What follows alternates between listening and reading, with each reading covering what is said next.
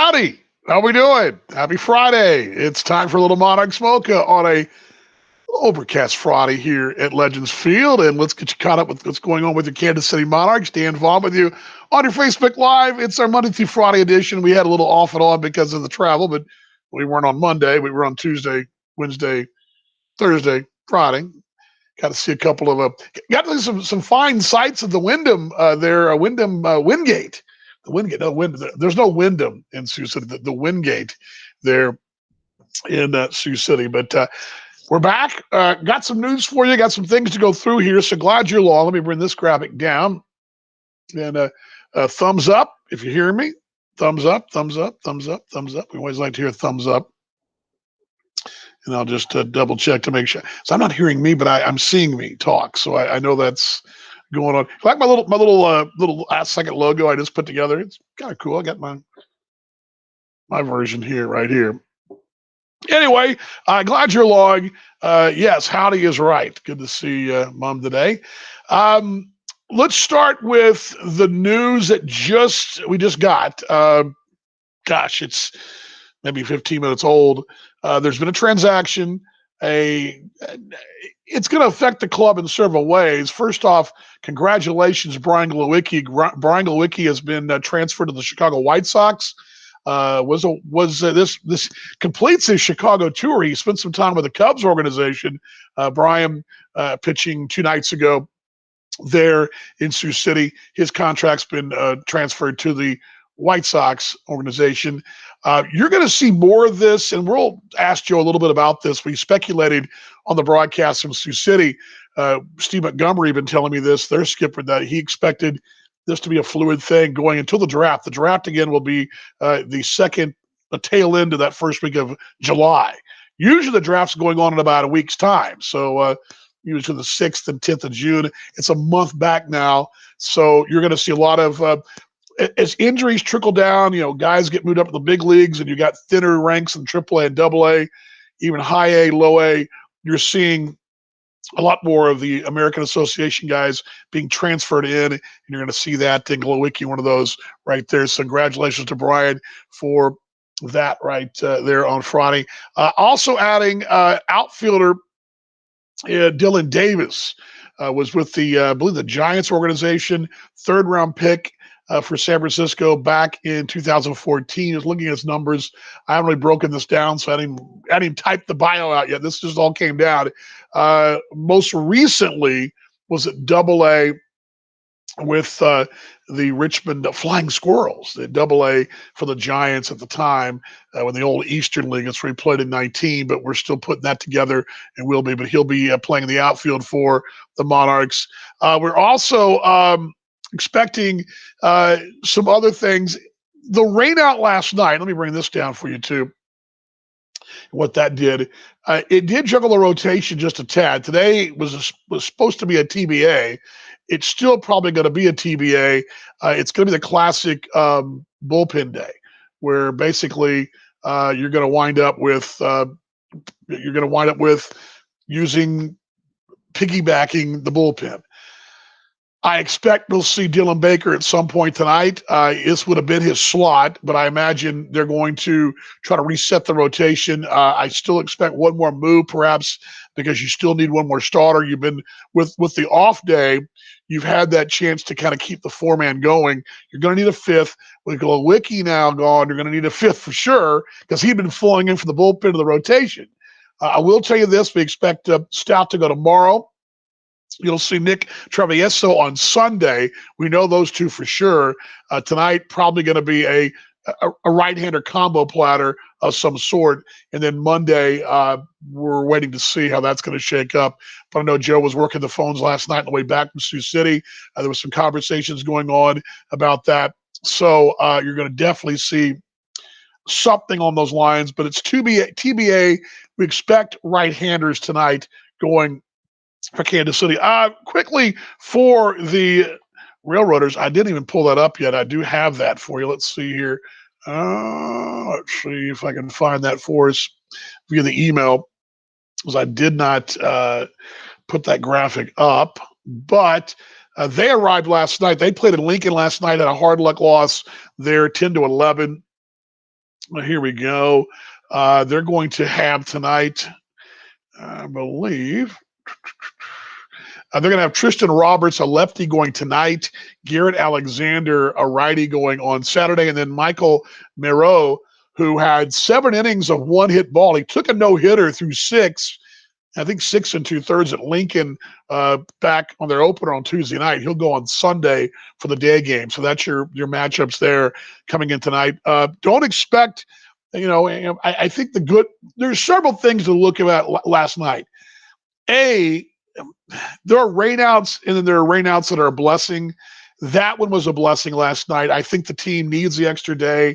Joe had really, and he talked about this in the pregame show, which you never heard last night, but on the top step, he was concerned. He needed Baker to go 5-6 innings. Dillon only threw 43 pitches his last time. He was still getting stretched out. And, 43 pitches through 4 innings, in the right situation, that could be a good or a bad. If Sioux City was to grind out their rotation last night, or ground out their bats, that'll might get you 2 innings. And so you're looking for 60, 70 pitches. You might not get very far depending on the situation. So he was very economical. Joe was really hoping last night 5 innings to 6 for the starter not playing. And the reason I'm saying that is because the bullpen was very thin. Very taxed, very thin. You'd used, I mentioned in the pregame on Wednesday that Robinson Martinez have been used 4 times. The time was the second most appearances in the league of anyone not a closer. And your closer you're going to see quite often, but you're not seeing your closer really in a closing situation. Although Diaz did get a win in the situation on Sunday, but he would be your back end guy. But I know the bullpen have been used quite a bit. You were trying to get an extra day in, so that was a bit of a blessing last night in disguise. You got to make that up down the road with the Explorers, but again, we'll worry about that when the time comes. So anyway, but that is kind of the situation. I expect one more move today, a bit later. It's probably going to be the roster has got some inactives and actives, and there's some injury situations. I know Joe and, of course, Jared Bashaw, we're going to look over a couple things today. Some guys, we're nicked up. There's just some nicked up guys. I expect you will see, of course, the last couple of nights, Joe talked about a couple of the guys banged up. Will Kinzer was banged up. I think you'll see him probably in the course of the series. Although Darnell Sweeney was great at third. Of course, Ramsey Romano had the RBI single on Wednesday night, filling in as a DH as well. So that was a good sign. Overall, the series in Sioux City, we talked a bit about this in the lunchtime show yesterday. The offense you had to feel pretty good about. I mean, the long ball was there. This club is going to hit some home runs. And they're going to put the fear of the long ball in you.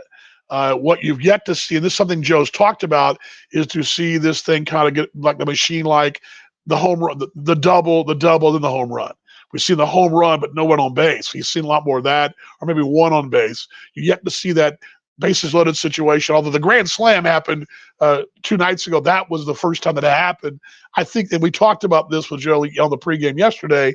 Again, you didn't hear that was a good sign to see those runners get aboard, and boom, here came the grand slam. You've had a lot of solo shots, little things like that. Getting runners aboard and getting those extra base hits, that's the key for this kind of offense. And we're going to see more of that, I think, this weekend. And Cleveland comes in. They dropped the series at Lincoln. Don't sleep on Lincoln. Lincoln, won the series here, won the series, and they're off to a pretty good start. Sioux City seems to be the chalk right now in the division, off to a great 6-2 start. They're going on the road to Chicago. And, of course, 4 of those wins came against a very depleted Houston team. But they did take 2 games from KC. So there's that in the mix just to see how it goes. But early on, we're in that first week plus in pretty big series. I don't want to put too much on it. I mean, this is not a live or die series. I will give you a silver lining note from the 2017 season. The club got off to a very similar start. Remember the Wichita series? Went 2-5. Eventually would go 2-6. We go 2-6 eventually. That club won 47 ball games, lost 43, and that was at that time the second highest win total this franchise had since the since the team had been in Kansas City. That goes back to 2010 when the 48 win season. So Joe's Chargers went on to a great run. Remember that 17 season, the final game of the season against St. Paul walked it off, but Gary also walked off 5 minutes earlier, and they clinched the playoff spot in the three-way tie, and the tiebreaker, you lost it. So that was all the 17 season. So despite the slow start, the 17 season turned out okay. Fast forward to the 19 season, recall the same thing happened, off to a good start. Then that second week of June went, I believe, 2-7. And actually, at one point, we were 6 games below, but the team fought back, eventually hit 500 into June. And of course, you saw July kind of get things rolling for a great August run and a division title. So slow starts have happened here the last couple of years, and it's not been a Waterloo yet. So it's nothing to really panic about. And I think I echo what Joe would probably tell us on the show tonight. The club's very talented, very deep, and it's going to be okay. Just haven't really hit their stride yet, and they will as of this series with Cleveland. So I don't want to make too much into it.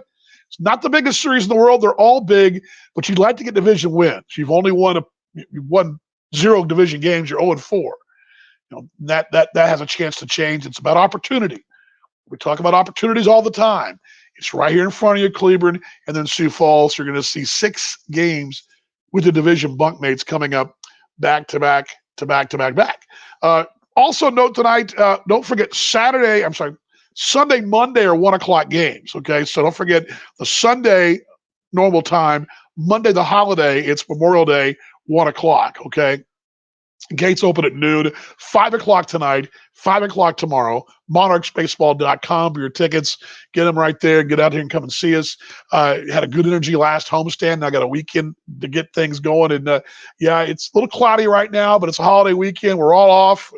Well, we're all off, except for some of us. But we'll love to have you out and come and see us, support your ball club. I will give you this little thing I told the staff this morning in our meeting.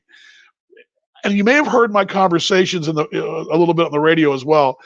The conversation about our ball club, our brand, the story was very positive in Sioux City. I mean, I really was amazed at the conversation of everything from our uniforms to the message to the museum to the ballpark. Looks great on video. All the things I heard, very, very positive.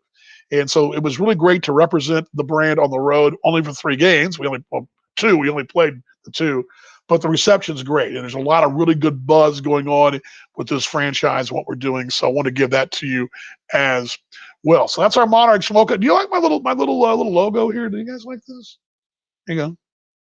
It's kind of like I need like a Monarchs logo right here. There we go. Monarchs Mocha, looking pretty good, right? I think it's kind of cool.